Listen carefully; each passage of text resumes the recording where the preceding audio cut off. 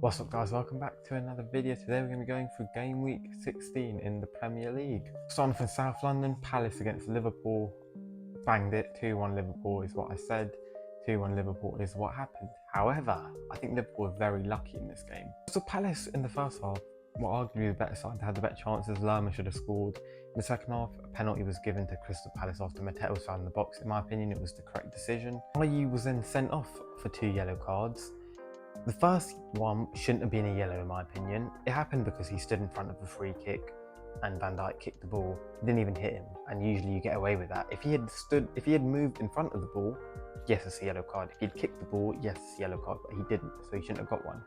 The second yellow was a yellow though. He stopped a counter attack. And yeah, Liverpool had even more luck because Crystal Palace's goalkeeper got injured and they managed to win the game. If Liverpool play like this more often, I don't think they're title challengers at all because it was a really poor performance, especially against a side that have been as bad as Palace have been over the last few games, but they still did manage to get the win somehow. As for Palace, it's looking a bit bleak for them. They were unlucky here, but the relegation zone isn't a million miles away, and although I don't think they will go down because there are some really poor teams here, they should be a little worried. Brighton against Burnley, I went with a 3-0 win for the Seagulls. The only reason Burnley managed to get a draw out of this game is because of how good James Trafford was. He made so many big saves. Another day, Brighton could have won this by 4 or 5 goals. It's a really poor result for Brighton. Once again, dropping points against a team they shouldn't be dropping points to.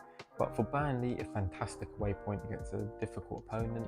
Manchester United against Bournemouth. Oh my God. I did think Bournemouth were going to get something here. I went with the 2-2 draw. 3-0 to the Cherries, it was the final result. I thought Man United might have turned the corner after their fantastic victory over Chelsea midweek. Turns out that was just because Chelsea were really bad. Man United were horrible in this game. Created next to nothing, and the work rate and desire from them just wasn't there at all. The first goal came from Lewis Cook, breezing past 3 Manchester United midfielders and putting the ball across the box. Amrabat and Bruno especially should hang their heads in shame for allowing that ball to go in. Things didn't get better from there. Bournemouth scored 2 goals in 5 minutes in the second half. In the 67th and 72nd minute, it should have been 4-0 because Otara had a goal disallowed for apparent handball, even though it shouldn't have been a handball, man. Like, yes, it did hit his hand, and I know the rules suggest that means it has to be given as a free kick to the other team, but it didn't impact anything. You know, the ball didn't change direction or anything. Like, he would have still scored without it hitting. So, like, it's a really stupid rule, and we'll get onto it again later in another match. Bournemouth now won 4 out of their last 5 Premier League games, and the one game they didn't win was against Aston Villa, where they should have won because they're the better side, and it took a 90th minute equaliser to prevent them from getting 3 points in that one. They're really cooking now under Iraola. After a very slow start, they're picking it up and they could easily finish in the top half if they keep playing like this. And I just want to say, I predicted them to finish 11th at the start of the season. I'm going to keep mentioning it as long as they're doing well. I look like a genius right now. Sheffield United against Brentford. I did predict a Sheffield United victory by 1 goal. I didn't predict a 1-0, I did predict a 2-1. McAtee scored a brilliant goal in this game though. Like, Waite just swerved. Oh, it was just brilliant, and if you haven't seen it, go watch it. But I thought Cameron Archer was very impressive as well. He didn't score in this game, but his work rate was very impressive to me. I thought the midfield did really well. There was a lot of desire shown by the whole team. You know, they were chasing balls down, they were making sure they weren't outfought, and they definitely outworked Brentford in this game, which isn't something that most teams do. Brentford were very poor, evidently missing Brian Mbeumo. Onyeka was very lucky not to see red in this game as well. Sheffield United still at the foot of the table, but now on 8 points. Wolverhampton Wanderers against Nottingham Forest. I did predict a draw. You know what? I've done really well so far. I mean, it does get a bit bad later on, but so far, it's going pretty well. I think Nottingham Forest should feel really disappointed not to have won this match because Elanga hit the crossbar. I think Koyate had a big one-on-one chance that he missed. The Forest should have won this, but they didn't. They still managed to get away with a point, which is good considering how badly they were beaten in midweek. Steve Cooper's clearly still loved by the Nottingham Forest fans, as he should be. It wasn't a great performance on Wolverhampton Wanderers, especially considering how they have played so far this season. But I think both sides will take a point. You know, for Wolves, they're already in mid-table. It's not really that big of a deal if they don't win. And for Forest, it was important for them not to face another defeat after how badly they played against Fulham. Aston Villa against Arsenal. Now, I have got this one wrong. I thought that it would be a 2-2 draw. Aston Villa won 1-0. However, Arsenal were extremely hard done by in this game. Aston Villa took the lead really early on. Really nice team goal. McGinn topping it off. McGinn played really well in this game as well. He was just so good. He had the goal, he had work rate, he had good passing, he he had strength, he had everything in it. Arsenal were robbed of 2 penalties there in my opinion. The first one, glaringly obvious from Gabriel Jesus. He was clearly fouled in the box, similar to Mateta's one against Liverpool, except that this one was even more obvious to me. Douglas kicks through his legs and drops him. In what world is that not a penalty? Odegaard also missed 2 sitters in this game. Kai Havertz did play very well, and I've been very critical of him, but he was good in this game. I thought Saka was quite poor.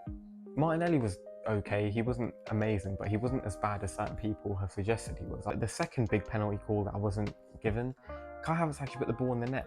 However, it came off his arm, even though it only hit his arm because it came off Matty Cash's arm first. Now the rules say, as I mentioned earlier, if it hits an attacker's arm and leads directly to a goal, it has to be disallowed. No matter how it hit his arm, it is disallowed. I say it should have been a penalty. It would have been harsh on Cash because his arm was by his body.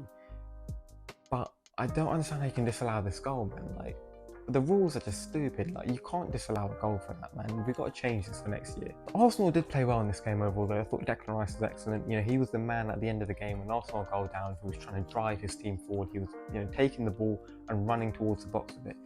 Didn't see anyone else take responsibility like that in this game. But 15 homers in a row now for Aston Villa. I don't think any team in the league can beat them at home with the way they're playing. They just destroyed Man City in midweek. They're now beating Arsenal. And although the performance wasn't anywhere near as convincing as it was against Man City, it's a win over the 2 best teams in the league in the space of 4 days. That's got to give them some confidence. And I do believe they're in the title race. They're only 2 points off the top.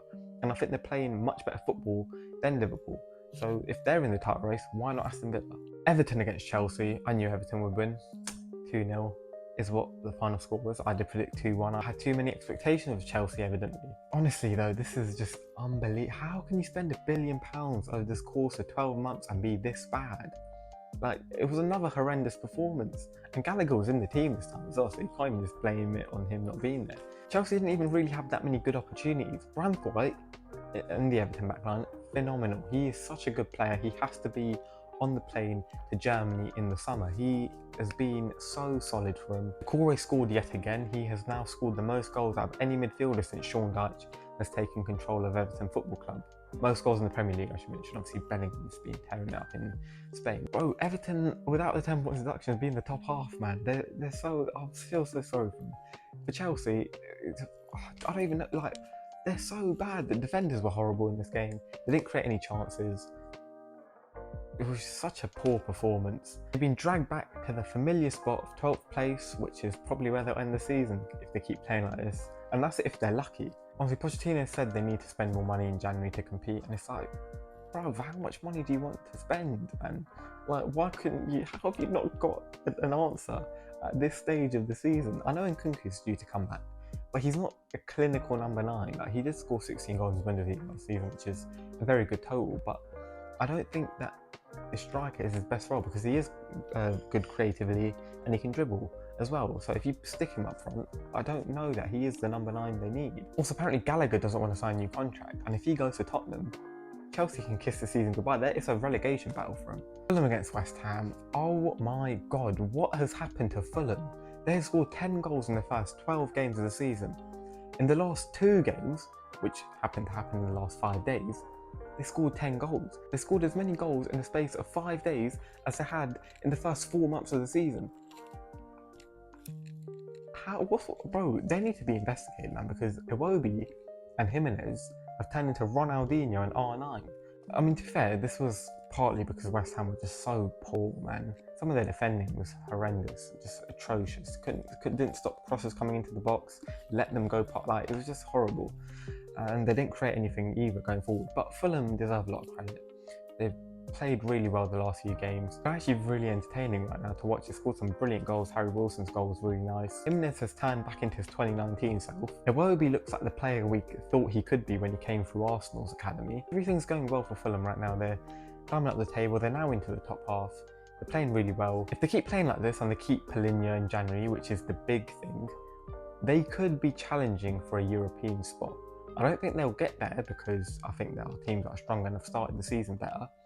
but I don't think we can count them out if they keep performing like this and they keep João Palhinha. I mean, even Carlos Vinicius scored when he came on off the bench. That's how bad West Ham were. To be fair, like, this isn't just a freak result for West Ham. They've played consistently poorly over the last few games. They just have been lucky with their results. Like, Moyes needs to play more attacking football because he's got a really good team here, man. Players like Bowen, Kudus, Paqueta and Ward-Prowse. Those 4 players alone are more than good enough to be on the front foot.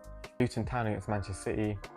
I predicted a 4-1 Man City win because I thought Erling Haaland and Jeremy Doku were going to be fit for this game, and neither of them were. Luton made it a very tough contest, but they still went down 2-1. There's quite clearly a big lack of creativity for Man City without De Bruyne and without Doku. Like they literally have very little. Bernardo Silva was very good in this game. I thought Vardy, especially in the first half, was excellent. I don't think Foden's a great creator, and he is probably better on the wing because I think he's a good dribbler. But he's just not creative enough for me to play in that number 10 role. I want to about Ross Barkley, man, because that man has been playing like Zinedine Zidane. He was excellent in this game again. I thought Adebayo did really well as well. He scored a goal, but he also did a lot of pressing. He came back to help his teammates. It was a really good performance from him. And overall, Luton once again gave a big side a lot of trouble at home. I think someone on Match of the Day said it best: they're not going to be judged on their performances and results against Arsenal and Man City. But if they put in performances like that, they can give any team trouble. As for Man City, it's finally good for them to stop the winless run.